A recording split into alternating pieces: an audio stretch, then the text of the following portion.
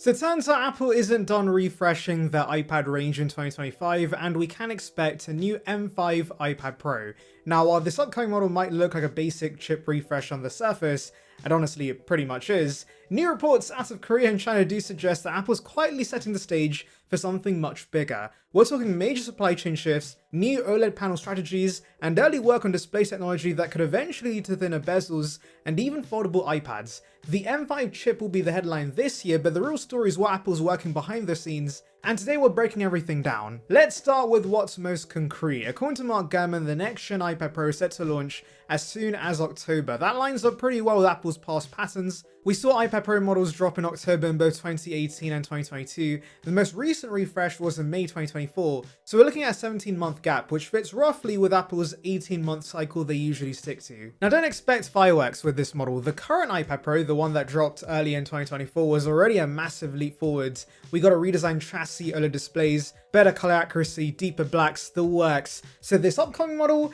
yeah, it's gonna be a spec refresh. But it's slightly more interesting than typical spec refreshes because this will introduce the Apple M5 chipset. The M5 is expected to be built on TSMC's N3P process, their third generation 3nm nodes. That means better performance and better power efficiency over the M4. Now if you're thinking, wasn't the M4 already really good? You'd be right. The M4 is ridiculously fast for a tablet, even overkill for most users. But with iPadOS 26 now giving us real multitasking changes that will now let you take advantage of the performance these chipsets have, I'm sure there are going to be those who appreciate the better performance, even if they make up a very small percentage of iPad users. We'll probably see that standard 20% year-over-year gain, and most users won't feel that performance boost unless you're doing very serious video editing or running a bunch of pro applications, but I won't complain that Apple's making their products faster. But here's the thing, even if the design isn't changing, Apple is actively preparing for big display innovations in the years ahead, and it's already started to show in their supply chain decisions. According to a new report from ZDNet Korea, both Samsung Display and LG Display have begun mass production of OLED displays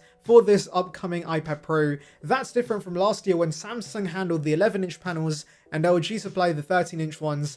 This time they're sharing duty on both sizes. Why the shift, you may ask? Well, it's about supply chain diversification. Apple doesn't want to rely on a single supplier anymore, especially with OLED displays set to expand the entire iPad range in the coming years. We're hearing about OLED coming to the iPad mini in 2026 and the iPad Air in 2027. By bringing LG and Samsung into shared production now, Apple's both hedging their bets and building scale for that wider OLED rollout. And here's where things get even more interesting. Earlier this week, reports surfaced that Apple's considering using LG's chip-on-film or COF technology for future iPad Pro models. Now that might not sound very exciting, but this little change could result in much slimmer bezels and more compact designs without sacrificing screen size. Let me break it down. COF lets manufacturers attach display driver chips directly to the screen using heat compression on a flexible film. These chips are what controls the pixels, and this new method allows them to be placed closer to the screen's edge. Less dead space means thinner bezels, which means you get more screen with the same sized iPad. In fact, a source on Weibo known as Instant Digital, who's accurately predicted Apple's moves before, claims that the bezels on the upcoming iPad Pro models could rival those of Samsung's Galaxy Tab S10 Ultra, which is seriously thin. Now let's pause here for just a second. If you're enjoying this deep dive and want more Apple content like this, consider hitting that subscribe button. We're on the road to 20,000 subscribers, and every single one of you guys will help us push closer to that goal. It's free, and it means you won't miss any of the latest Apple news, leaks, or reviews. Alright, back to the iPad. This shift wouldn't just be about aesthetics either. This COF technology could potentially lead to more efficient signal processing, which could lead to better battery life. Though knowing Apple has strictly stuck to 10 hours of battery life on all iPads since the OG model, I doubt we'll be seeing any meaningful improvement with the endurance. Now here's something we often don't talk about, nitty-gritty details about the supply chain, but in this case it's actually important. Currently Apple relies exclusively on Samsung System LSI for the display driver ICs in the OLED iPad Pro, but now they're evaluating LX Semicon, whose driver ICs could pair well with LG COF tech. A decision on whether to greenlight these components is expected soon. That's a lot of jargon, I know, but if approved, that could mark a pretty big shift, not just technologically, but also strategically. It could mean Apple's diversifying its suppliers, reducing its reliance on Samsung, and possibly driving down the component costs through competition. Now, does that mean Apple's going to pass the savings on to us? No, probably not. I mean, with tariffs, prices for other components are going to be increasing, so either their margins will stay about the same, or they will make slightly more profit because of these cheaper display drivers. Also, with Apple relying on LG more, Samsung might get scared and might offer Apple more competitive pricing for their components, so basically this is a massive win for Apple. Now, do I think this change will apply to the M5 iPad Pro?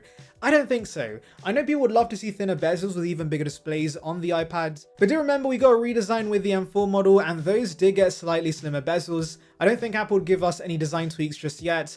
Apple doesn't redesign the iPads very often, so maybe expect slimmer models for the M6 model, that's my assumption. And Instant Digital seems to agree as well. He says, we're not expecting the M5 iPad Pro to gain thinner bezels. What we can expect with the M5 iPad Pro is maybe RAM bumped up to 16 gigs by default, especially since the M4 model starts there now. And maybe we could get Wi-Fi 7 support, which would be great for future-proofing if you're investing in an iPad you're going to use for 3 to 5 years. But aside from that, there's nothing much. I wouldn't expect new colors considering Apple refuses to bring any fun colors to the iPad Pro, just space black and silver again. But while this year's model might feel iterative, they are setting the stage for something bigger on the horizon. We have news about iPad foldables. Yeah, the rumors are heating up, people. Apple's reportedly testing foldable iPad Pro prototypes with up to 18.8-inch displays. That would make them larger than the 16-inch MacBook Pro when unfolded. We don't know the exact fold type yet, vertical like a book or horizontal like a laptop, but what's clear is that Apple sees the foldable iPad as a future category, and they're not rushing it, they're building up the supply chain and manufacturing experience to do it right. Add to that the possibility of Apple's custom 5G modems coming to the iPads,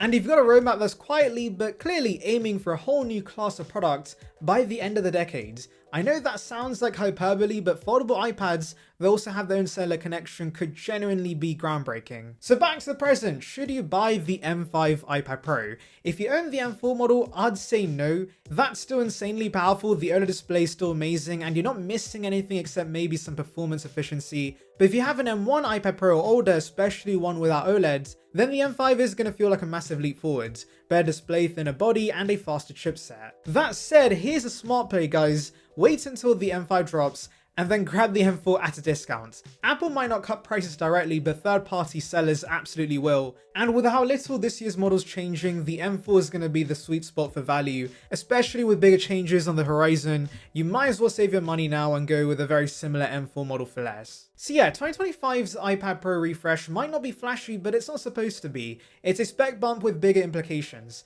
Apple is using this update to fine-tune their supply chain, prep for thinner bezels, bring in LG and LX Semicon, and lay the groundwork for what's next. And what's next could be massive. Think ultra-thin displays, CF tech, foldables, custom modems, and finally an iPad that breaks out of the yearly refresh treadmill. Until then, we're getting the M5 model in a very familiar shell. But honestly, if Apple keeps the price the same while performance improves, I'm not complaining. Let me know your thoughts in the comments. Will you be upgrading to the M5, holding on to the M4, or waiting for the foldable iPad revolution? And before you go, hit that subscribe button if you haven't already. More Apple leaks, news, and reviews coming your way, and I'd love to have you along the ride.